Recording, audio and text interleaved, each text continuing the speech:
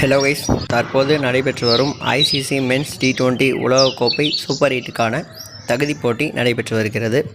இதில் பார்த்தீங்கன்னா ஏற்கனவே south Africa, Australia, India, west Indies, Afghanistan உள்ளிட்ட 5 நாடுகள் சூப்பர் 8 போட்டிக்கு தகுதி பெற்ற நிலையில் நேற்று இரவு நடைபெறும் அயர்லாந்து மற்றும் யுஎஸ்ஏவுக்கு இடையான போட்டியில் அயர்லாந்து அணி வெற்றி பெறும் பட்சத்தில் பாகிஸ்தான் மற்றும் அயர்லாந்து அணிக்கு மற்றொரு வாய்ப்புகள் இருந்தது.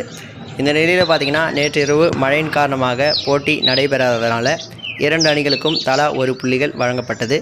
இதனால் பார்த்திங்கன்னா யுஎஸ்ஏ அணி இந்தியா இருக்கிற குரூப்பில் 2வது அணியாக குவாலிஃபை ஆகியிருக்காங்க. மொத்தமாக 6வது அணியாக யுஎஸ்ஏ அணி தகுதி பெற்றாங்க. இதனால் பார்த்திங்கன்னா பாகிஸ்தான் அணி பரிதாபமாக வெளியேறியிருக்காங்க.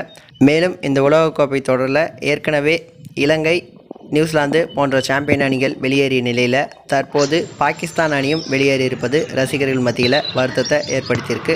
மேலும் சூப்பர் 8ல் மீதமுள்ள 2 இடங்களுக்கு ஸ்காட்லாந்து மற்றும் இங்கிலாந்து அணிகள் ஒரு குழுவில் போட்டியிடுறாங்க. இந்த போட்டியில் பார்த்திங்கன்னா இங்கிலாந்து அணி வெற்றி பெறும் பட்சத்தில் ஸ்காட்லாந்து அணி ஆஸ்திரேலியாவை விட்ட தோல்வி அடைஞ்சால் இங்கிலாந்து அணி தகுதி பெறுவாங்க.